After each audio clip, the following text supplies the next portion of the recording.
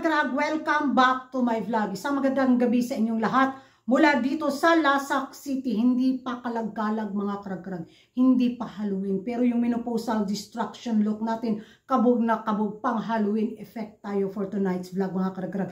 Dahil nga sa mga latest na mga pasabog na nakagimbal, mga makapanindig, mga balahibo, mga impormasyon sa mundo ng beauty pageant na kung saan ako. Kung hindi kayo naniniwala sa pamahiin mga karag-karag, baka sa mga latest na mga pachika ngayon na pinag-uusapan ng ating mga kapitbahay ng mga taga Milky Way, biglang mapaisip ka. Grabe yung mga imagination galore nila mga karag-karag na namamasyal ng maaga sa Halloween effect. Dahil nga, di ba, kung matandaan natin, nag-first runner-up ang bansang Thailand sa Miss Globe na kung saan yung pwesto ng winner at ng pwesto ng runner-up, nako, inisa-isa nila yung mga nangyayaring mga kababalaghan sa mga nanalong winner versus sa mga runner-ups, mga karag-karag, kung saan nakapwesto. Dapat pala hindi makapwesto sa left, dapat sa right. Gaya ng mga kandidatang nagwagi sa corona, nasa right daw talaga ang kinurunahan. Gaya ng kandidata nilang nanalo sa Sopra at nanalo sa Cosmo. Kumpara daw sa mga kandidatang mga runner-ups lang daw na nasa left side. So dapat pumesto daw yung kandidata sa right side para secure yung corona sa ulo nila.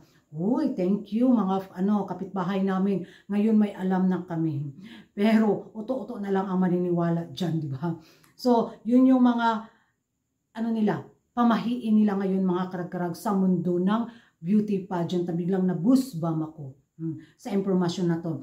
Wala naman siguro sa mga pwesto na mga kandidata, no? Kung kapalaran talaga ng kandidatang magwagi, kahit nasa likuran pa siguro siya, talagang kukoronahan siya. Ewan ko sa inyo mga karag-karag kung maniniwala kayo sa kanilang new discovery sa beauty pageant tungkol nga dito sa pwestuhan ng runner-ups at ng winner. Sa tingin nyo mga karag-karag, tugma kaya yung new discovery nila?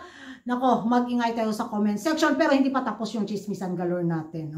Yun yung nasagap ko sa kabila. Dito tayo sa taga Black Hole mga karag-karag, na kung saan imber na galore si Coragan. Nanginginig yung kalamnan ko. Sarap nilang ipavarang. Dahil nga nagsimula na naman silang maghasik ng game sa bashing sa social media mga karag-karag, at ang biktima nila ngayon ay walang iba kundi ang ating pambato sa Miss Universe na si Chelsea Manalo. Sa official na paboto ng Miss Universe, wala pang pa-entry yung pambato natin. So itong mga kapitbahay nating taga Black Hole na mga pinakangdag ko, ayun, kinawawa na naman ang picture ni Chelsea Manalo. Pinaglaruan na naman nila, ginawa na naman nilang katawa-tawa. Sige, simulan yung taga Black Hole. Puriyagaba na ba po yung dagway sa inyong kandidata? Huwag kayong dyan, dagway na ha. Nahulog na hinuon. Huwag silang huwag silang una-unahon galore bitaw. Dahil pag mag-resbakan sila, magpa-playing victim sila. Ngayon, ginawa nilang katawa-tawa ang picture ni Chelsea Manalo. Gusto nilang isa-isahin natin yung hitsura ng kandidata nila. Huwag silang ipokrita yun. Gigil ako sa kanila mga karag-karag. Nanahimik ang pins. Walang hanas ang pins laban sa kanilang kandidata. Ngayon, uma-active na naman silang mambas sa ating pambato. Naman sila ng away mga karag-karag para diretso talagang maligwak si Chelsea Manalo. Para ipopost naman nila na nambas na naman ang Pinoy sa kanilang kandidatang si Upal-Upal.